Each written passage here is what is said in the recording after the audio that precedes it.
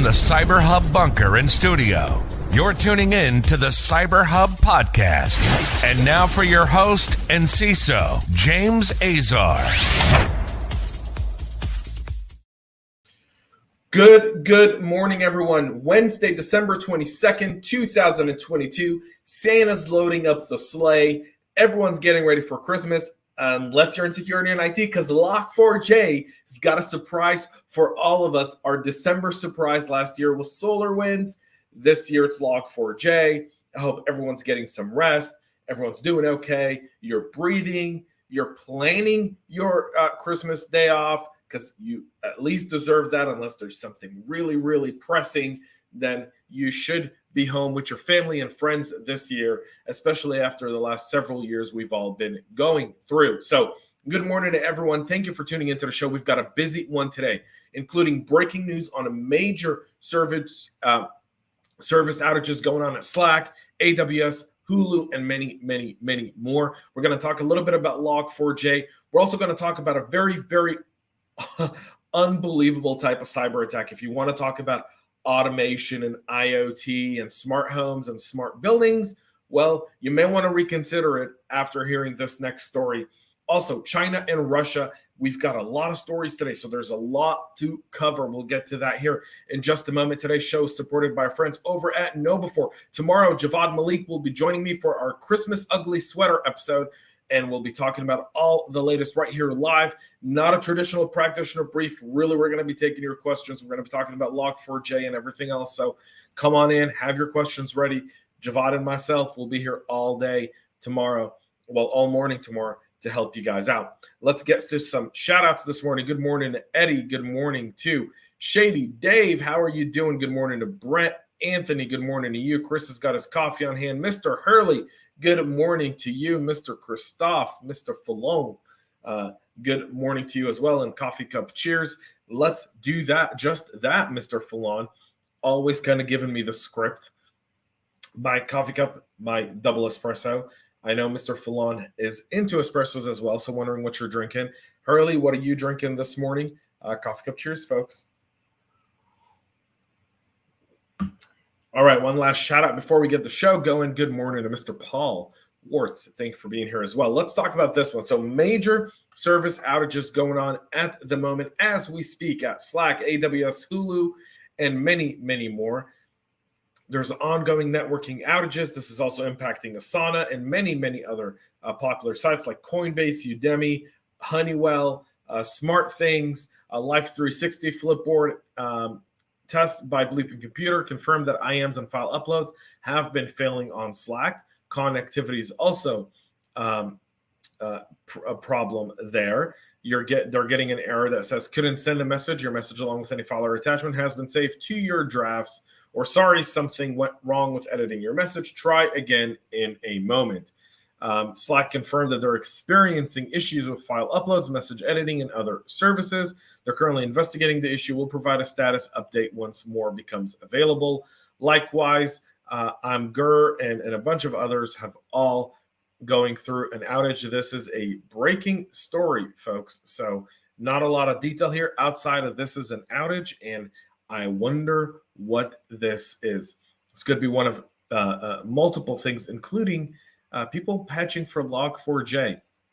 I think we're on patch round number 3 at this point. I was speaking to someone yesterday, late last night, telling me, hey, we're looking at 2.18 in the next few days, more exploits being out there and another patch to deal with those exploits. So stay tuned for that. We'll see more of that. Talking of Log4j, there's a Java code repository that's been riddled with hidden Log4j bugs.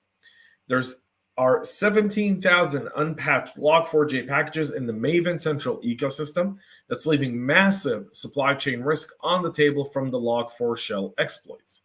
About 17,000 Java packages, the most significant collection of Java packages available to developers, are vulnerable to Log4j and will likely take years for it to be fixed across the entire ecosystem, according to Google Security.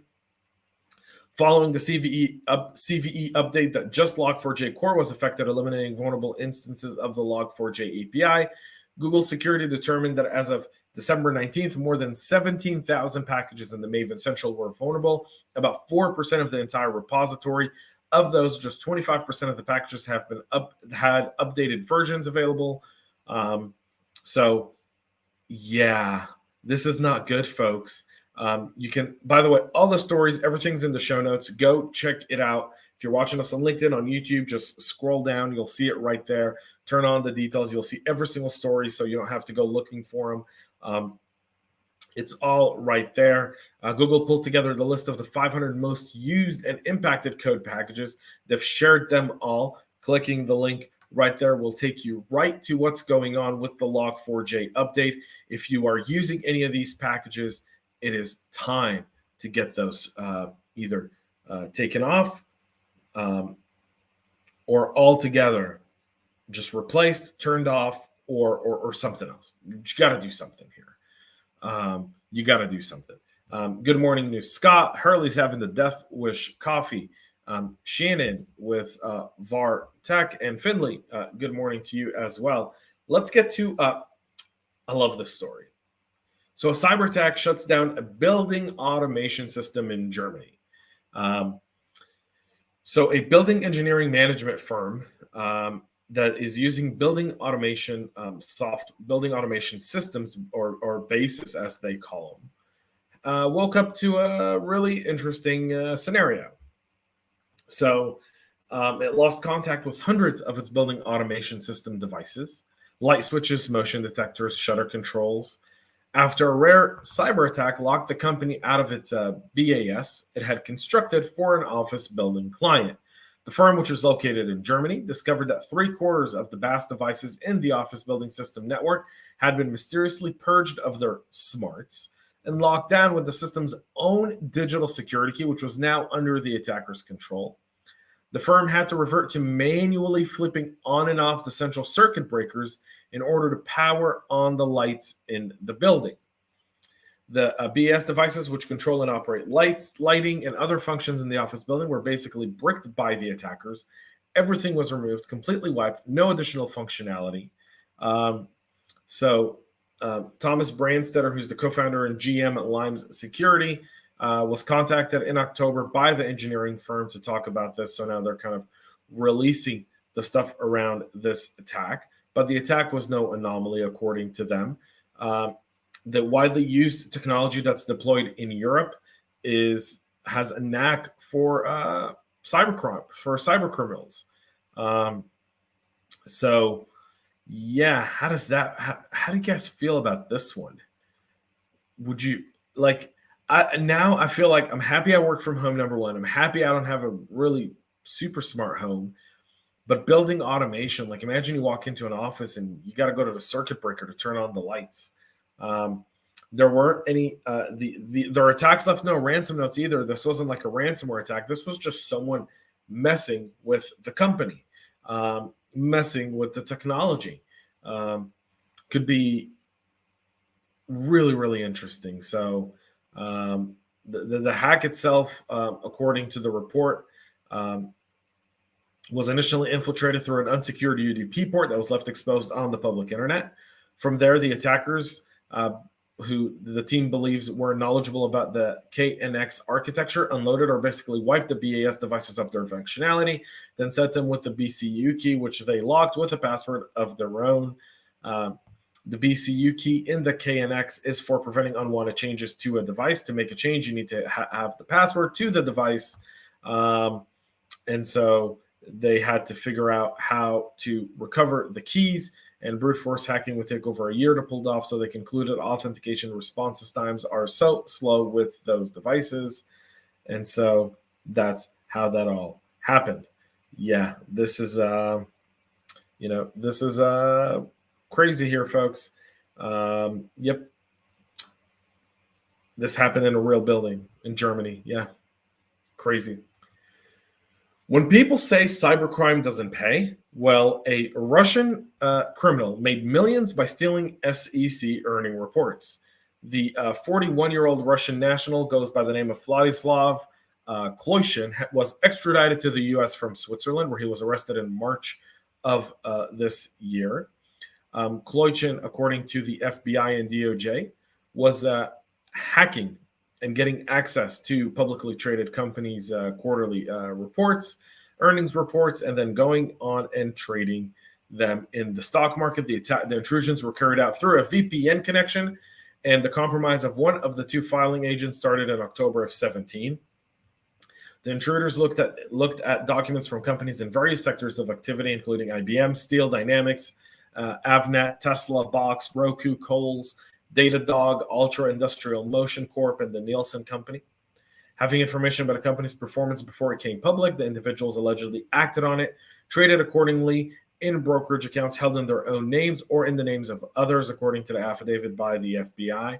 The 5 Russian charges, Kloichen, Ermakov, and Rumnatsov, worked for a Moscow-based IT company called M13, which provides penetration testing services and red team engagements.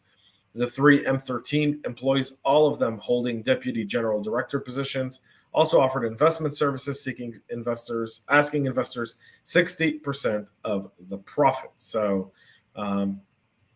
quite the career. Security frauds has a maximum of 20-year prison sentence and a $250,000 fine. So we'll see what happens there. Quite the story. Shalom to Vladimir. Good morning. David Hurley commenting on our building story. How about buildings with smart elevators and taking control of them and with people in transit? Indeed. And Mr. Rosen, sounds like elevators at DEF CON or Black Hat. Indeed. Let's wrap up today's shows. We've got 2 stories about China. So the China Ministry of Industry and Information Technology has suspended its collaboration with Alibaba Cloud as a cyber threat intelligence partner due to the fact that the company did not inform the Chinese government first about the discovery of the Log4 shell vulnerability. The developers of Log4J were informed in late November by Alibaba's cloud security team that a widely used logging utility has been affected by a critical vulnerability, which would later be known as what we're dealing with today, Log4 shell. According to the South China Morning Post, which is owned by Alibaba, the Chinese government is displeased with that fact that it was not informed first, allowing them to do what China does best, which is take advantage of it and then deny. So a law passed this year in China required all Chinese citizens who find zero-day vulnerabilities to pass the details to the government first. They cannot be disclosed. While they can be disclosed to the affected vendor, they cannot be sold or passed to any third parties outside of China. However, the South China Morning Post clarifies that Chinese companies are obligated to inform the government about the vulnerability found in their own software, but companies are only encouraged to report flaws identified in other vendors' products. So you know where China's head at is, and this is a direct shot to any other company in China saying, if you find something and you don't tell us, we'll pull all of our business from you, or we'll suspend it and we'll hurt you. And there's probably going to be people that'll be thrown in jail, families that'll be fired of people who were part of this. It's a communist regime in China, no matter what they say, which brings us to, kind of our next story here in just a moment. So China, I've had Charity on the show multiple times. So China has unleashed a massive propaganda campaign aimed at recreating democracy in its own image, according to a new report by Recorded Future and the author Charity Wright, who's been on the show multiple times. The effort includes flooding social media outlets with thousands of posts, cartoons, and memes, all of which questioned age-old assumptions about democracy, according to China's Narrative War on Democracy, which is a report that was published in China. Charity goes on to say in the report, what makes these cartoons dangerous is they aren't all lies or exaggerations. Some of these weaknesses they point to are things that the U.S. is legitimately struggling with at the moment. According to her research, the campaign began in earnest about a week before the Summit for Democracy hosted by President Biden. The U.S. pointedly did not invite China, but included Taiwan on the guest list. China considers Taiwan obviously a renegade province, but this is just one of the social media cartoons that they've put out there. This is global time, so as to not say it's coming from China, but democracy's being widely discussed around the world in a live panel discussion on Democracy hosted on YouTube. You can see a lot more about that, but China Democracy That Works is a white paper that was published by China, allegedly calling what we see in China a democracy. Beijing's yeah, just China. That's it for you, folks. This is reminiscent of Cold War stuff. It's going on in cyberspace, in our backyard, in our arena. Keep your eyes out for this kind of stuff and report it. Absolutely, social media should be taking this stuff down if it's being flooded with the intent of causing civil unrest, as their policies would so clearly state. That's it for our practitioner brief here today, folks. We wrap up the week tomorrow. Ugly Sweater Thursday. You definitely want to come back to see what ugly sweater. It might be the one time a year you don't see me in my black t-shirt. So my ugly Christmas sweater tomorrow. Javad Malik of Know Before will be joining me. We'll be having a great conversation. So this is something really significant. So keep your eyes out on that. Also, Log4J, get your stuff patched. And with the massive updates, if there's anything else, please go and watch my LinkedIn page, James J. Azar. I'll have updates there throughout the day on what's causing these outages over at AWS, Slack, Hulu, and so many others. Until then, great rest of your day. See you all tomorrow. And Mr. Dave, thank you so much for this great comment. Yeah, my China game is on point, man. I will not turn a blind eye. So, yeah, we've got a busy week, folks, and right before the holidays. So I'll wish you all a Merry Christmas tomorrow. Until then, most importantly, go finish your Christmas shopping and stay cyber safe. Cheers and have a great rest of your day. We love feedback, so make sure to connect with us on social media and subscribe to our podcast on your favorite podcast listening platform.